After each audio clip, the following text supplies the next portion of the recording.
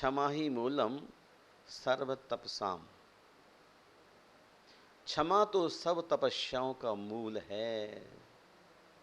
जैसे 16 कारण भावनाओं में दर्शन विशुद्धि सर्व प्रमुख है, सभी के साथ होना अनिवार्य है, वैसे ही क्षमा ही मूलम सर्व तपसाम। क्षमा सब तपस्याओं का मूल है। रोक लो गर गलत चले कोई। गालिब दीवान ने कहा है, इस धरती पर रोक लो गर गलत चले कोई, बख्श दो गर खता करे कोई। यदि कोई अनजान पर्सन है, गलत राह पर चल रहा है, तो उसको रोकना चाहिए और बख्श दो गर खता करे कोई। और यदि फिर भी कोई अज्ञानी मिस्टेक करता है तो उसको बख्श दो, माफ़ कर दो। माफ़ करने से बड़ा, क्षमा करने से बड़ी कोई चीज़ नहीं हुआ करती है। तीर्थंकर महावीर इसलिए कहते हैं, सम्यक आदि विशुद्ध आत्म परिणामान कसति हेनस्ति इति कसाया। सम्यक आदि विशुद्धात्म परिणाम को कसने वाली, हेनस्ति नष्ट करने वाली धरती पर क्या है, तो है कसाय। क्षमा बहुत ऊंची चीज़ है, कसाय संसार को बढ़ाने वाली है। इसलिए आज हम क्षमा के मायने को समझते हैं। क्षमा के मायने क्या है? चित्त में किसी प्रकार की गांठ गुत्थी का ना होना। चित्त में किसी प्रकार की गांठ गुत्थी का ना होना। इतना ही नहीं, मैं क्षमा के अनेक रूपों से आपको अवगत कराना चाहता हूँ, ताकि हमारे जीवन में अच्छाइयों का झरना बह सके। क्षमा का सहचर दोस्त है दया, करुणा, अनुकंपा, प्रेम, वात्सल्य, सहानुभूति, सहिष्णुता, निर्वैरता, परोपकारिता, सरलता, सहृदयता, साहस, धैर्य, निर्भीकता प्रभृति गुण निर्ग्रंथ संतों के श्रृंगार है। ये तमाम संतों के जीवन में पाए जाते हैं और इन सब गुणों को हमें देखने की ज़रूरत है। क्या है वो दया, क्या है वो करुणा, क्या है वो अनुकंपा, क्या है, कैसा है वो प्रेम, क्या है वात्सल्य। ये सब क्षमा के साथ जीने वाले परिवार के सदस्य हैं। जब तक घट में प्राण, तुलसीदास कहते हैं, तब तक हृदय में दया बरतती रहना चाहिए। आपने देखा है क्या, जिन पंजों से बिल्ली अपने बच्चों का भक्षण करती है, उन्हीं पंजों से वह अनेक द्वार देरी पार भी कराती है। तो दया का घटक बाहर नहीं भीतर होता है। करुणा बाहर नहीं भीतर होती है। अनुकंपा हृदय का श्रृंगार है। दे सको प्रेम दो, ले सको प्रेम लो, प्रेम संपत्ति है जिंदगी के लिए। प्रेम से बड़ी कोई संपत्ति नहीं है। महानुभाव, गाय और बछड़े की प्रीति को आपने देखा सुना होगा। हिरनी अपने बच्चे को शेर के सामने पाती है तो अपने प्राणों का निछावर करने को तैयार रहती है, लेकिन अपने बच्चों का संरक्षण करने के लिए कितना वात्सल्य है। लोक में गाय और बछड़े का वात्सल्य तीर्थंकरों ने भी फरमाया है, क्योंकि निष्कांक्ष भाव से गाय और बछड़ा इस रिश्ते को निभाते हैं।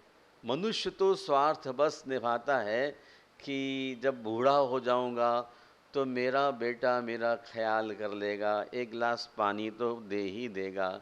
लेकिन गाय माँ कभी विचार नहीं करती कि मेरा बछड़ा मुझे हेल्प करेगा। ये वात्सल्य वास्तव में धरती पर एक आदर्श है। सहानुभूति, दुखी आदमी को देख करके उसके दुख को दूर करने के लिए सहानुभूति भरे शब्दों का प्रयोग करना। सहिष्णुता, यह भी क्षमा की पर्याय है। निर्वैरता, परोपकारिता, परोपकाराय शताम विभूति। सज्जन पुरुष धरती पर परोपकार के लिए जन्म लेते हैं। नदियाँ अपना जल बहाती हैं, पौधों में फल लगते हैं, ये सब क्या हैं?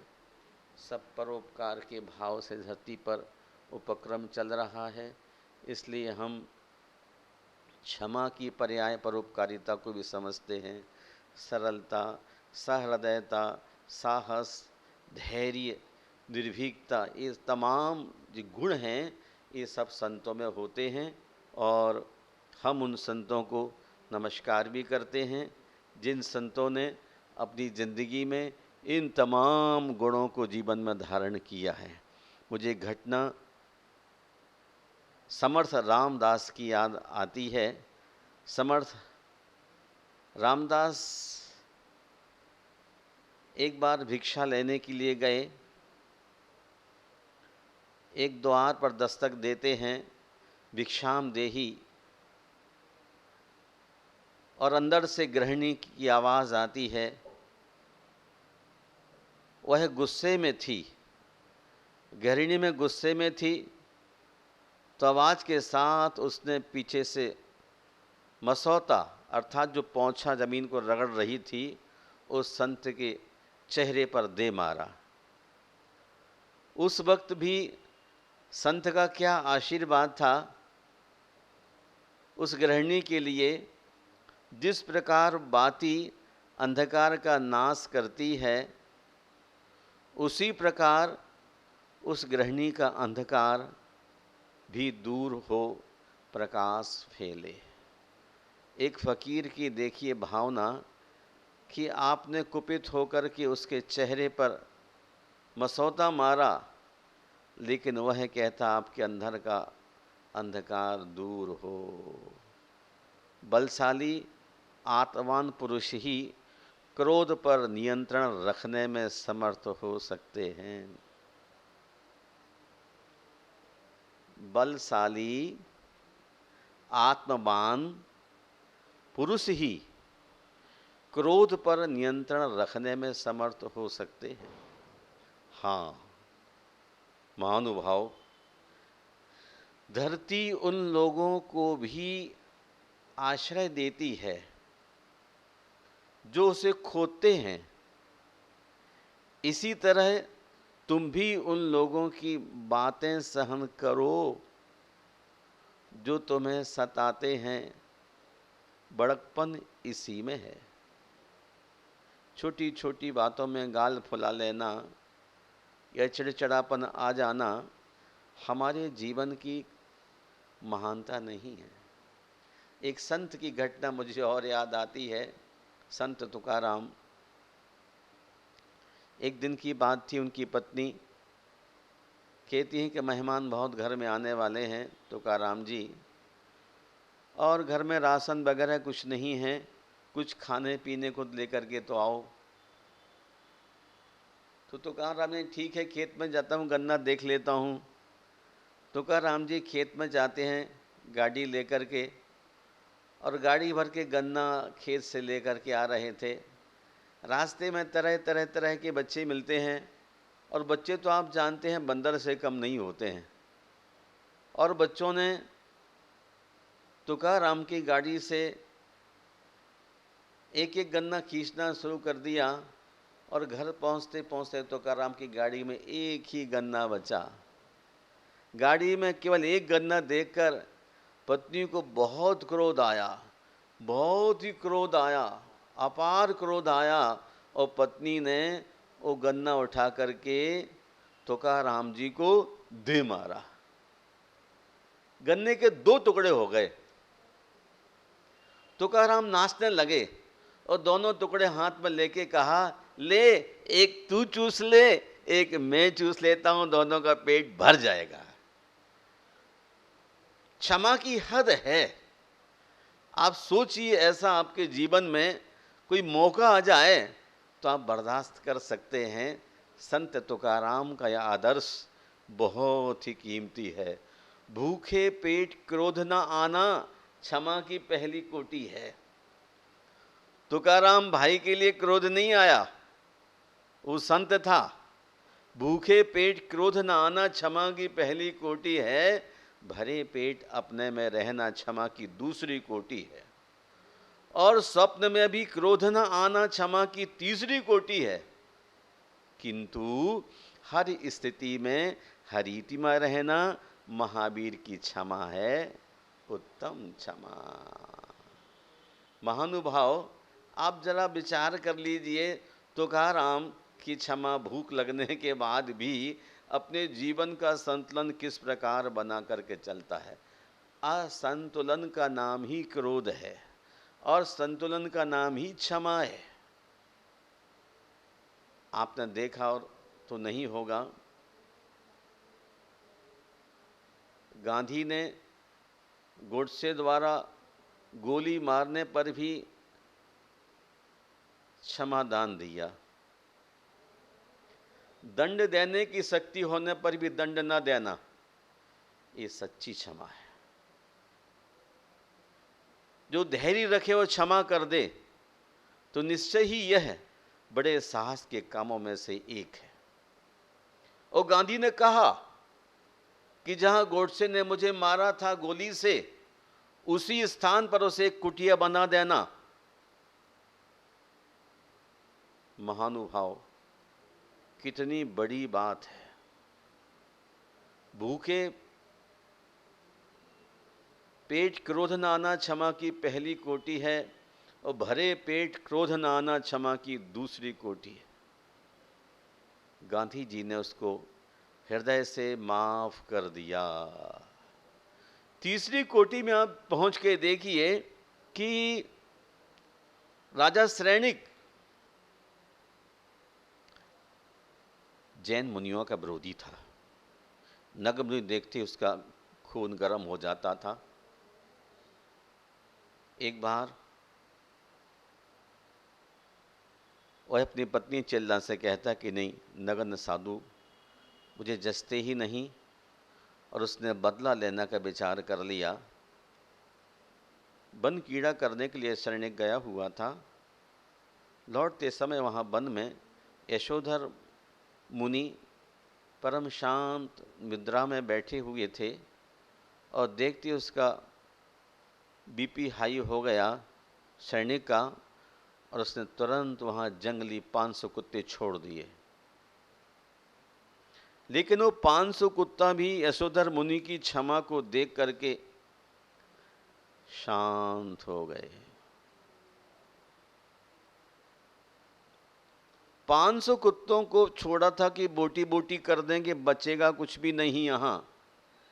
लेकिन उन क्षमा मूर्ति के स्वरूप को देख करके वो कुत्ते शांत हो गए। और फिर उसको रहा नहीं गया तो एक विशाल विशाल नाग वहां दिखाई दिया। मरा हुआ नाग यशोधर मुनि के गले में डाल दिया।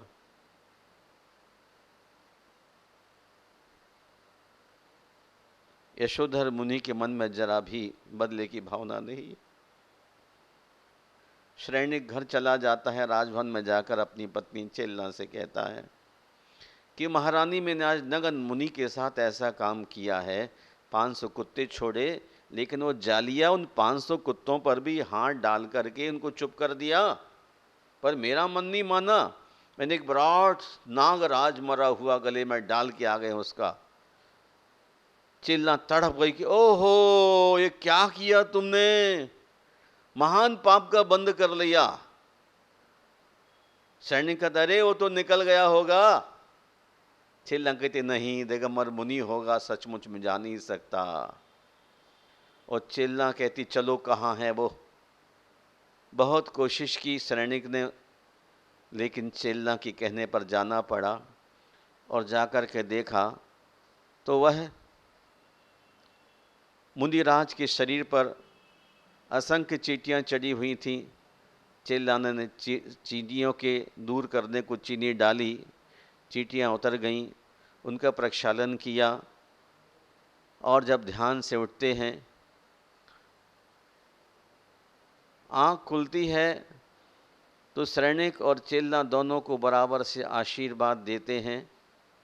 शरणिक सोचता है कि धन्य हो गया जीवन, मैंने उपसर्ग किया तो मुझे भी समान रूप से आशीर्वाद दे रहे हैं मुनिराज, और चेला ने उपकार किया तो इनको भी आशीर्वाद दे रहे हैं।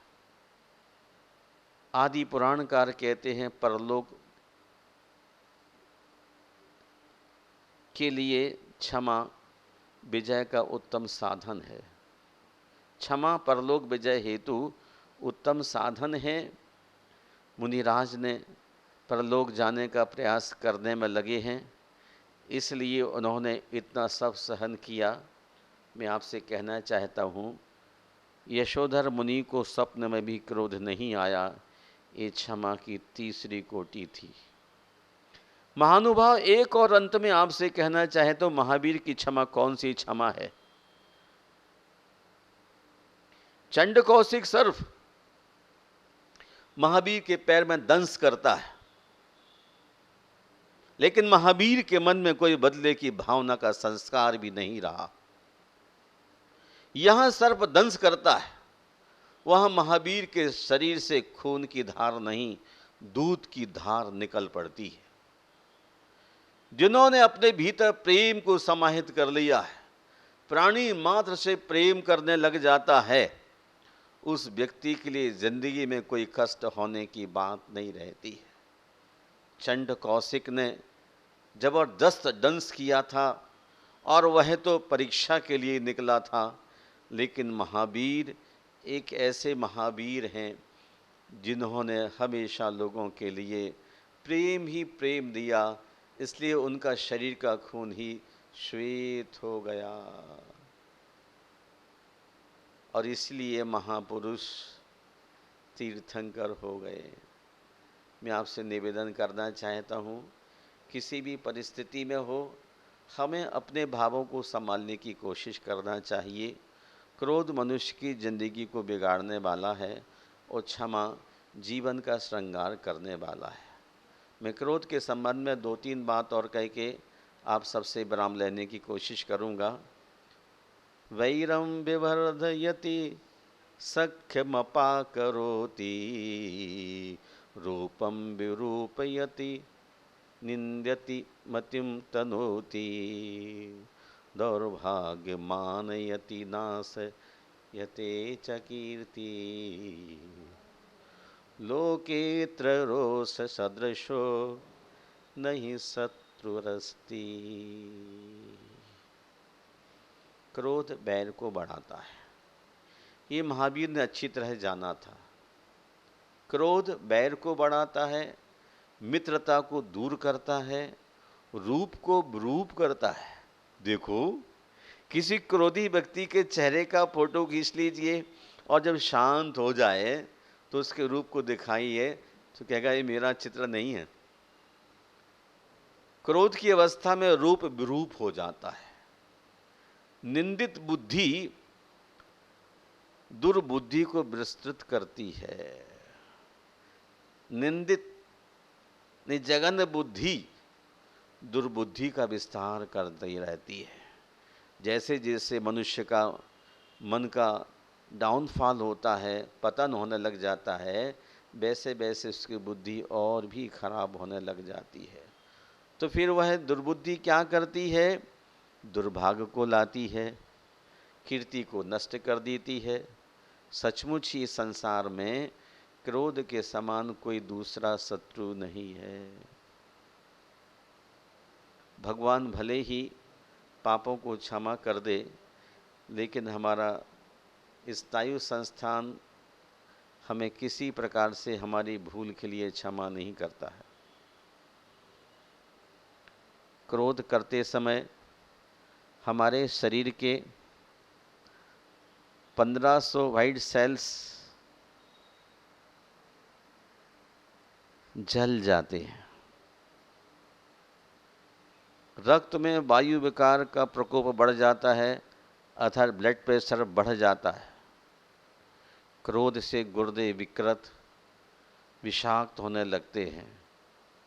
क्रोधावस्था में ग्रहण किया गया भोजन भी समुचित पाक को नहीं देता है। ऐसा ऋषि मुनियों ने हमारे लिए उपदेश के रूप में कहा है। अब हमें चाहिए कि हम अपनी ज़िंदगी से उन सब चीज़ों को उखाड़ फेंकें जिन्होंने उखाड़ फेंकने की कोशिश की है। उसी को आचार्य कुंद स्वामी द्वादश अनुप्रेक्षा में कहते हैं, कोहो पत्ति सपुणो वहिरंगम जदि हवेदि सखादम न कुणदि किंचि भी कोहो तस् क्षमा होदि धम्मोत्ति। यदि क्रोध की उत्पत्ति के साक्षात बहिरंग कारण हों, फिर भी जो कुछ भी क्रोध नहीं करता उसके क्षमा धर्म है। उत्तम क्षमा गहोरे भाई, यह भव जस भर भव सुखदाई। गाली सुन मन खेद न आनो, गुण को अवगुण कहे अयानो। उत्तम क्षमा गहोरे भाई, उत्तम क्षमा को ग्रहण कर लो। यह भव जस पर भव सुखदाई। जो आदमी इस जिंदगी में क्षमा को धारण करेगा तो इस भाव में उसको यश मिलेगा और परभाव में सुख मिलेगा। गाली सुन मन खेद न आनो। गाली कोई दे जाता है तो मन में खेद नहीं आना चाहिए। गुण को अवगुण कहे अयानो। और बुरा आदमी तो गुणवान व्यक्ति के लिए बुरा कहता है, लेकिन किसी के बुरा कहने से कोई बुरा नहीं होता है। यदि हमारे अंदर बुराई है तो बुराई हो सकती है, वरना बुरा बोलने वाले आदमी का मुँह ही बुरा है, मन ही बुरा है, दिमाग ही बुरा है, इसलिए हम उसका बुरा ना माने। कही है अयानो वस्तु छीने बांध, मार बहुविधि करें घर ते निकारें, तन बिदारें वैर जो न तह धरें। ते कर्म पूरब किए खोटे, सहे क्यों नहीं जीरा, अति क्रोध अग्नि बुझाए प्राणी साम जल ले सीरा। क्षमा रूपी जल से हमें क्रोध रूपी अग्नि को बुझाने का पुरुषार्थ करना है, क्योंकि क्षमामान मनुष्य जो काम करता है उसे क्रोधी मनुष्य नहीं कर सकता। यह क्षमी कुरुते कार्यम न क्रोधस्य वसंगतः, कार्यस्य साधिनी बुद्धि सा च क्रोधे नश्यति। क्षमामान मनुष्य जो काम करता है उसे क्रोधी मनुष्य नहीं कर सकता, क्योंकि कार्य को सिद्ध करने वाली बुद्धि है और बुद्धि क्रोध से नष्ट हो जाती है। आत्मानं च परांश्चैव त्रायते महितो भयात्, क्रुध्यन्त इति क्रुध्यन् द्वयोरेषा चिकित्सकः। क्रोध करने वाले के प्रति जो बदले में क्रोध नहीं करता, वह अपने को और दूसरों को भी महान भय से बचा लेता है। वह अपने और पराये दोनों के दोषों को दूर करने के लिए चिकित्सक बन जाता है। इसलिए महावीर से बड़ा कोई चिकित्सक नहीं है, उनसे बड़ा कोई क्षमाशील नहीं है। तुकाराम से बड़ा उस जमाने का कोई फकीर नहीं। गन्ने के एक के दो टुकड़े हुए, फिर भी कितनी विराटता के साथ जी रहा है। मैं आप सबके मंगल की कामना करता हूँ। चाहता हूँ कि महावीर की क्षमा आपके जीवन में आए तो आपका जीवन महावीर जैसा बने, और जिस जीवन में क्षमा आ जाती है उस व्यक्ति की क्वालिटी बहुत ऊंची होती चली जाती है। आज क्षमा के बिना संसार में कुछ भी संभव नहीं है। एक राष्ट्र दूसरे राष्ट्र को आँख दिखाने की कोशिश में लगा हुआ है। अनंतानुबंदी कसाय के साथ हम सोचते हैं संजुलन कसाय के साथ जीने वाले व्यक्ति ही राष्ट्र को बचा सकते हैं और स्वयं को बचा सकते हैं। हमें स्वयं भी जीना है और औरों को भी जीने का अवसर हमें उपलब्ध करना है। इन्हीं भाव के साथ आपके बहुत बहुत मंगल की कामना करता हूँ और चाहता हूँ क्रोध का त्याग करके क्षमा का अमल प्रारंभ कीजिए। जिन जिन महापुरुषों ने क्षमा को जिंदगी में धारण किया है वो सभी महापुरुष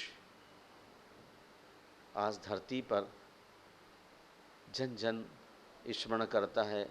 उनकी खूबियों के कारण भगवान पार्श्वनाथ को आज सारा संसार स्मरण करता है, भगवान महावीर को स्मरण करता है, सुपार्श्वनाथ को स्मरण करता है, क्योंकि इन्होंने महान महान कष्ट सहन किए और सामने आने वाले उन अन्यायियों को भी पूरी तरह से आशीर्वाद अभय प्रदान किया है। इसलिए वो महान हैं। हमें भी महान बनने के लिए क्षमा को धारण करना चाहिए। इन्हीं शब्दों के साथ उत्तम क्षमा धर्म की जय। जय बोलिए भगवान महावीर स्वामी की जय। गुरुवर आचार्य श्री विद्यासागर जी मुनि महाराज की जय।